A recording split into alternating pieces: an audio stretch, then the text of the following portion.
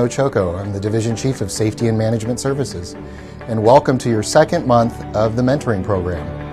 I'm here to discuss professional development.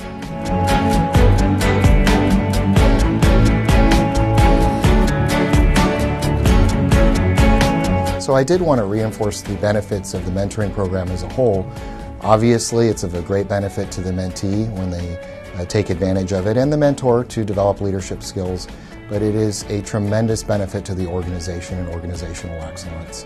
When we focus on our staff, and as mentioned, that they are the most valuable resource, it will create an environment in which they can be successful, not only for future advancement, but also in their current position. That investment really, truly pays off.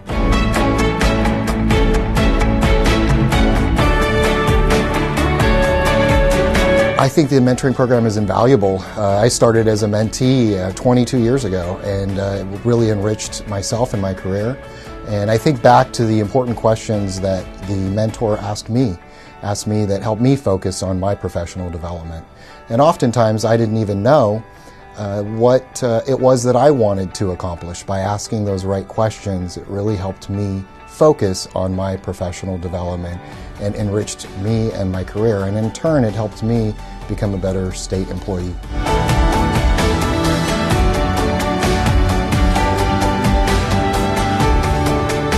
I think as a mentor, it's very important to ask the difficult questions and be there to listen and support, to share your experiences along the way. Oftentimes, they've had the courage to come forward and say they really want to advance themselves, to develop themselves professionally, and they're looking for you for support and guidance. And they know the answers as to what it'll take to be successful oftentimes, but they need you to listen and to help them outline and format what it will take to be successful. I think it's really important that you use all of the wonderful tools that the Workforce Development Office has laid out for you.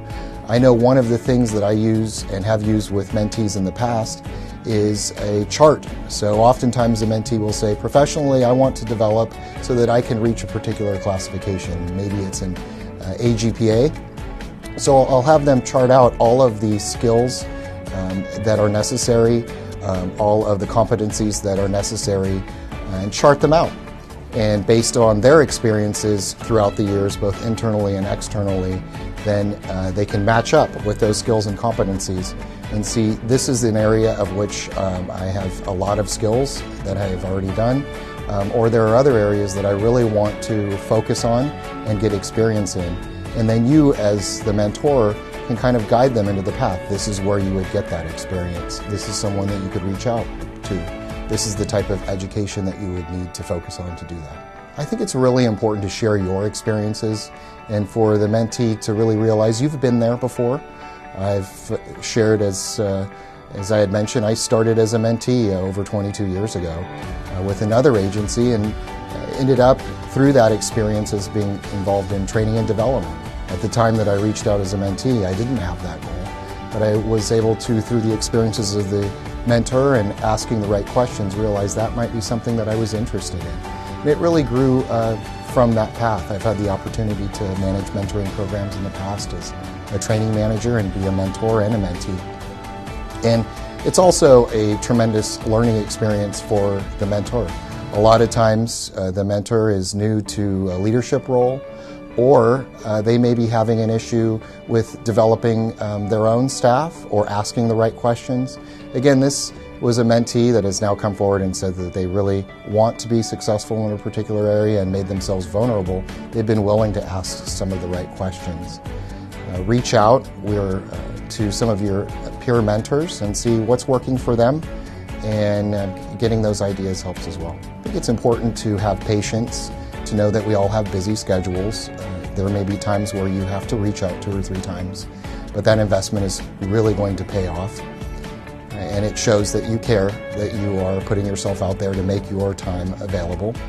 And with those, make sure that you make specific assignments and you have specific deadlines for both of you to accomplish.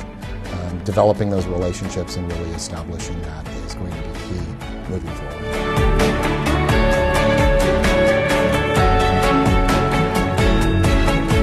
There's a tremendous amount of resources that are available for mentors and mentees that can act as good discussion pieces and areas to start off.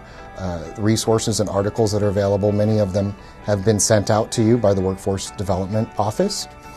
There are TED Talk videos that are very inspiring, that it will enable your mentee to be better public speakers.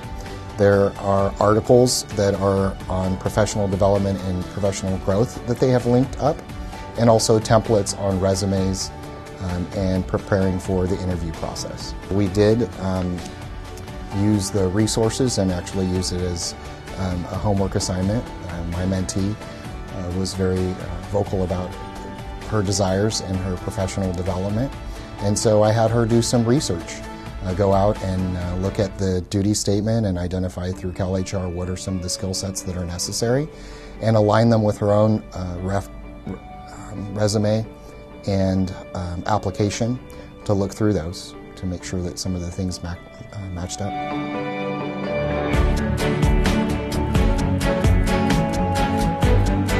Yes, numerous mentees throughout the years, seeing their professional growth, and we all take a different amount of time to develop and growth based upon all of the external and internal factors, but just seeing that professional growth from individuals that I have mentored that were SSAs that are now staff manager 2s and throughout the ranks.